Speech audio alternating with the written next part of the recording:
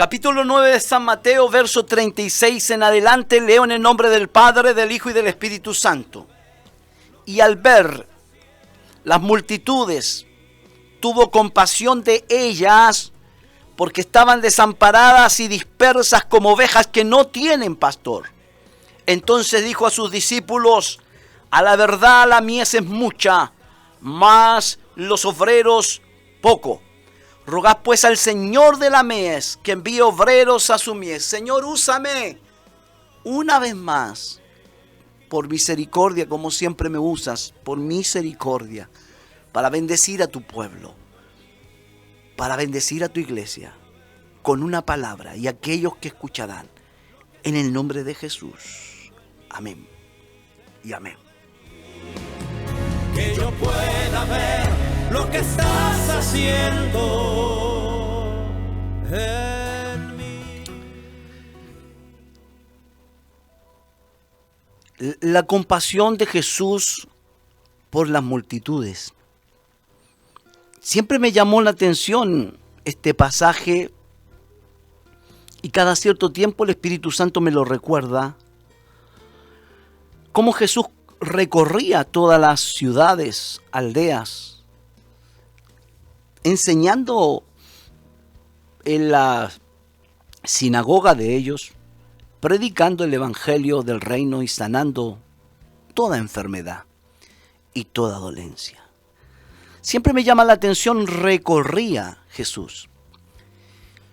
Quiero decir que el ministerio de Jesús no se estacionó. Fue un constante andar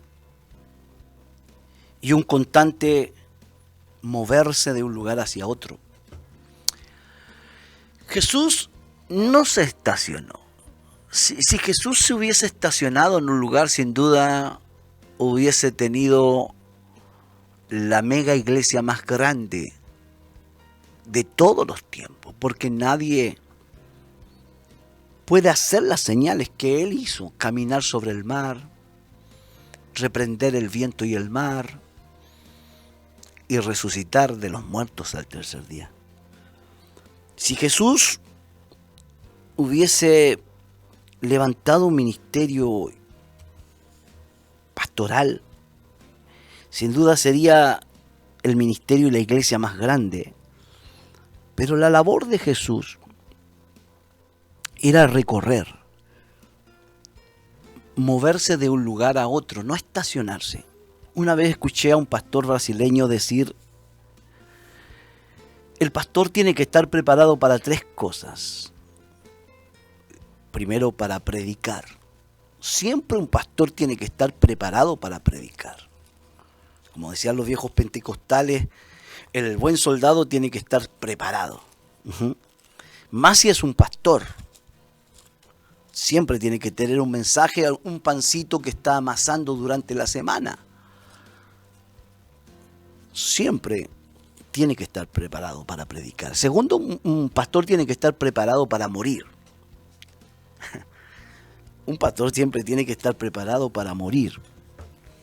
Y un buen cristiano también, aunque no sea pastor. Porque en cualquier momento Dios lo puede llamar a su presencia y si no está preparado se pierde. Pero me impactó lo otro, porque estas dos cosas yo las sabía, pero estas yo no las sabía. Y las escuché hace ya varios años. Y el pastor tiene que estar preparado para mudarse, para cambiarse. Porque el Señor en cualquier momento lo llama y lo puede sacar, si es la voluntad de Dios, de un lugar para llevarlo a otro lugar. Entonces, preparado para predicar, preparado para morir y preparado para mudarse. No estacionarse, tener una mente abierta para decir: Señor, heme aquí. Si mañana tú me llamas a otro lugar para empezar una nueva iglesia, ahí estaré. Tiene que estar preparado. Jesús no se estacionó. Recorría todas las ciudades. Me llama la atención cuando dice aldeas, porque la aldea no alcanzaba a ser un pueblo. Era tan pequeño Pero Jesús fue a las grandes multitudes, pero también fue a predicarle a una mujer samaritana en un pozo, en ese lugar de Siquem, en Samaria. También a través de una embarcación cruzó una tormenta para llegar donde estaba un endemoniado y liberarlo. Para Jesús las multitudes o un alma valen tanto, Él no hace diferencia. Entonces Jesús recorre las ciudades y las aldeas, cumpliendo un triple ministerio, enseñando la enseñanza, que es tan importante, predicando el Evangelio y sanando toda enfermedad. Triple ministerio, enseñando. A la iglesia hay que enseñarla, no solo hay que predicarle. Aunque parece que fuera lo mismo, pero no es lo mismo. La prédica es querisma, es proclamación, es anunciar la buena noticia. Pero no siempre se predica la buena noticia. Hay momentos en que hay que enseñarle a la iglesia, porque ya escucharon la buena noticia. Entonces no podemos dejar de hacer estas tres cosas: enseñar, predicar y sanar, ministrar, orar, porque siempre habrá un necesitado, porque siempre habrá algún enfermo, porque siempre habrá un debilitado, porque siempre habrá alguien que necesite un mensaje de salvación y también una administración, un servicio del Señor, una sanidad, quizás una liberación, quizás un consejo. Enseñar, predicar y sanar. Y Jesús iba por las ciudades, aldeas, predicando el evangelio del reino, sanando toda enfermedad y dolencia en medio del pueblo. Y cuando vio, me encanta esta palabra, porque vio las multitudes, tuvo compasión de ellas. Porque hoy los ministros, los pastores, nos hemos vuelto indolentes. Ya no nos dolemos, porque no estamos recorriendo. Porque hoy hay muchos ministerios y pastores que manejan a la gente como si fuera un número más. Desde su oficina tienen la ficha de cada miembro, pero no salen a terreno. Y hemos dejado de salir a terreno. Esto de la pandemia nos ha distanciado de las ovejas, nos ha encerrado desde nuestros estudios de grabación o de transmisión, como quiera llamarlo, y nos ha vuelto cómodos. Y si no vemos a las multitudes, se cumple, como decía en la oración, ojos que no ven, corazón que no siente. Yo era oficial de la iglesia, era un joven predicador, lleno de prejuicios y de pensamientos que yo creía que estaban bien. Y me recuerdo que había una hermana en la iglesia de Getsemaní, que ministra el pastor y obispo Carlos Lago en esos años, que iba muy arreglada. Y era extraño ver a una hermana maquillada, vestirse elegante, porque la mayoría de las hermanas se vestían de una forma, no porque solamente quisieran honrar a Dios, porque no tenían también. Entonces yo siempre la miraba a esta hermana, porque uno cuando es inmaduro no ve a la gente realmente como es, sino que la primera impresión nos hace ser prejuiciosos. Y un día comenzó a faltar con su esposo a la iglesia esta hermana. Y mi pastor llamó a un oficial y a mí, a los dos, y dijo: vayan a ver a la hermana, porque no viene. Fuimos con este hermano y cuando llegamos nos dimos cuenta que la casa de la hermana era una mediagua que se caía sola,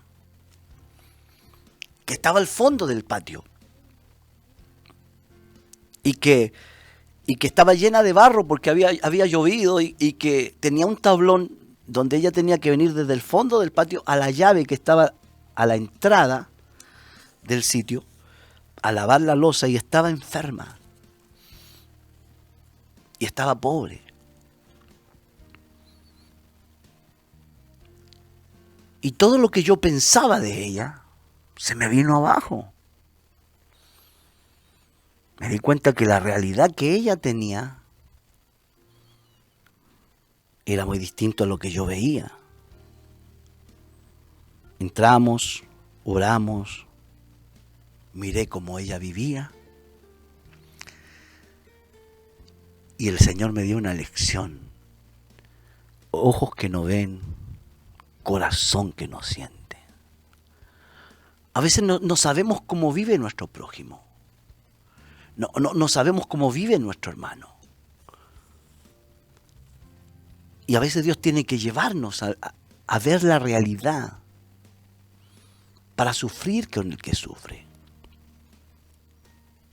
Me recuerdo cuando enviamos a los jóvenes al retiro espiritual y fueron a ese lugar de Champuy, en la montaña, allá en el cerro, en Carahue, una comunidad de hermanos mapuche.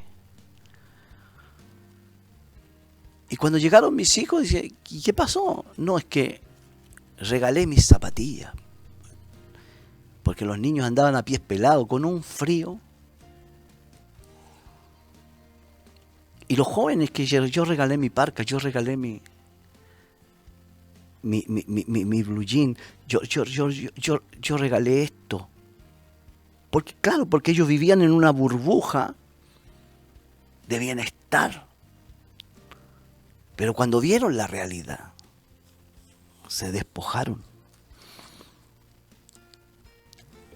Y hoy hay dos realidades. Hay gente que en la pandemia, yo siempre lo digo, prosperó mucho. Yo soy testigo de gente que prosperó. Se reinventaron. Fueron muy bendecidos económicamente. Pero hay otra parte que sufrieron pérdida. Que sus negocios ya no son los mismos. Que sufrieron la pérdida de un ser querido. Mientras muchos celebran y decir Dios nos guardó, Dios nos cuidó, hay familias que dicen, ¿cómo extrañamos a nuestro papá? ¿Cómo extrañamos a nuestro abuelo? Porque el COVID se lo llevó. Por un lado hay gente que dice, damos gracias a Dios porque nos ha sostenido. Pero por otro lado hay gente que no puede vivir como antes vivía, porque quedó todo en cero. Gente que sufrió un incendio, un infortunio, gente que tienen a alguien que está enfermo y que tienen que comprar medicamentos y son caros. Pero todo esto no lo vamos a ver cuando no recorremos, cuando no salimos de como dice el pastor Ernesto Silva, de la jaula de oro, como canarios cantores que cantamos al Señor, pero no vemos la realidad, que hay gente que está sufriendo, que hay gente que nunca quiso ser homosexual y cayó en la homosexualidad y no hayan cómo salir.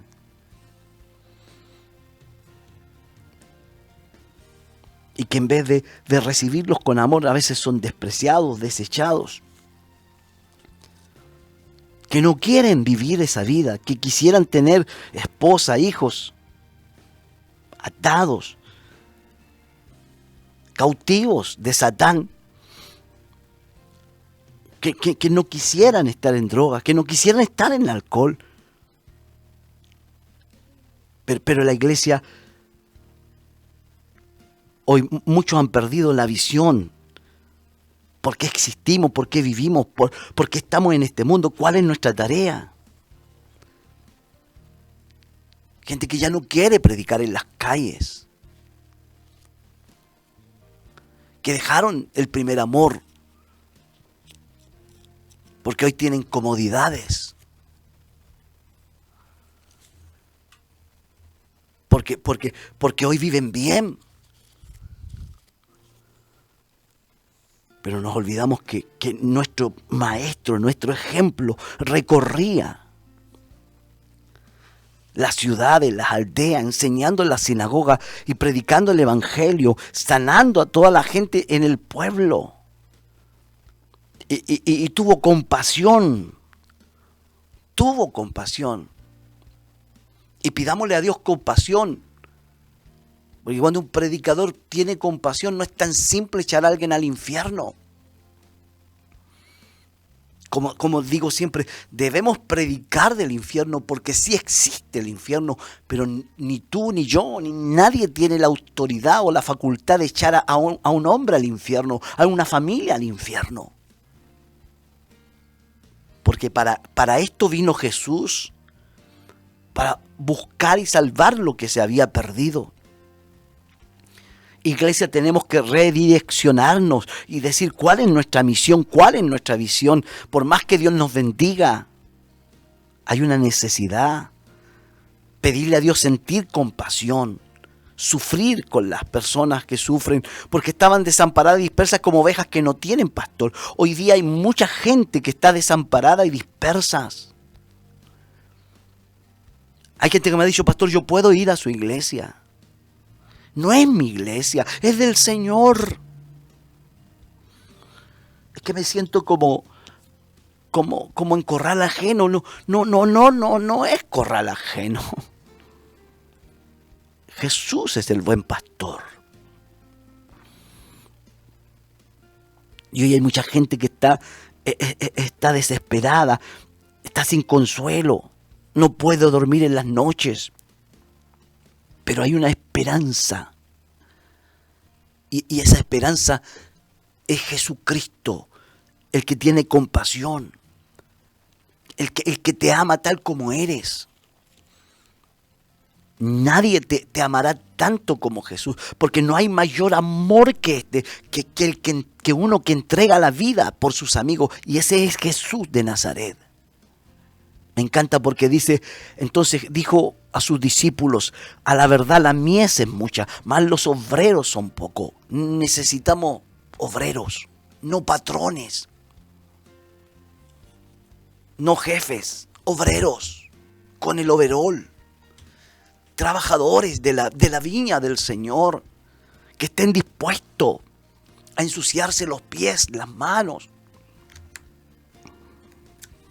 Obreros. Los pastores no somos señores de la iglesia, somos obreros. Hoy hay mucha gente que me está escuchando en este momento. Dice, a la verdad la mies, el trabajo, la viña del Señor es tan grande, pero son pocos los obreros. Hoy la gente quiere ser artistas. Quieren ser adoradores.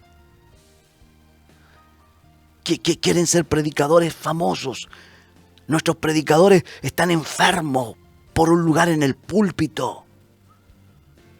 Juan Wesley dijo, el mundo es mi parroquia, las calles son mi parroquia, ahí está mi púlpito, en la plaza, en la esquina. Oh, bendito Dios. Rogad pues al Señor de la mies que envíe obreros, porque los obreros los envía el Señor. Este es un tiempo donde Dios va a recoger muchas ovejas. Este es un tiempo donde Dios dice, os daré pastores conforme mi corazón. Él va a dar pastores. No que hagan, como dicen mis hermanos argentinos, pavadas, tonteras, sino que se dediquen a predicar el evangelio. Yo no sé cuánta gente hasta ahora me está escuchando. Yo no sé cuánta gente hoy día quiere decir, Señor, yo quiero ser obrero, sacudirme de la comodidad y decir, Señor, te quiero servir. Si algo te sirve mi vida, úsame.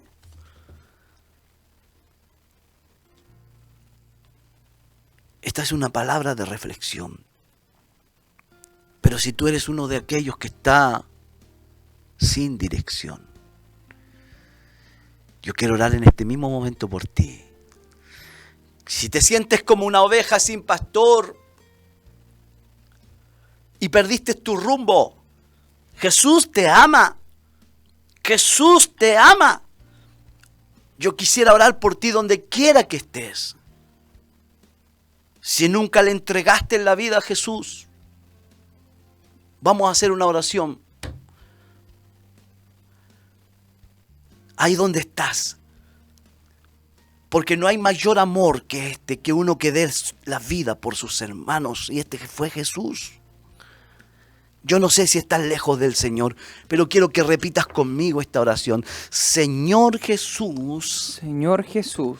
He escuchado tu palabra. He escuchado tu palabra. Y me doy cuenta. Y me doy cuenta. Que te necesito. Que te necesito. Te pido perdón. Te pido perdón. Por mis pecados. Por mis pecados. Porque mi pecado. Porque mi pecado. Me separa de ti. Me separa de ti. Pero hoy vengo a ti. Pero hoy vengo a ti. Pidiéndote misericordia. Pidiéndote misericordia. Entra en mi vida. Entra en mi vida. Límpiame. Límpiame. Te recibo. Te recibo. Como mi único. Como mi único. Y suficiente. Y suficiente. Señor y Salvador. Señor y Salvador. Entra en mi vida. Entra en mi vida. Perdona mis pecados. Perdona mis pecados. Desde ahora. Desde ahora. Yo soy salvo. Yo soy salvo. En el nombre de Jesús. En el nombre de Jesús. Amén. Amén. Amén.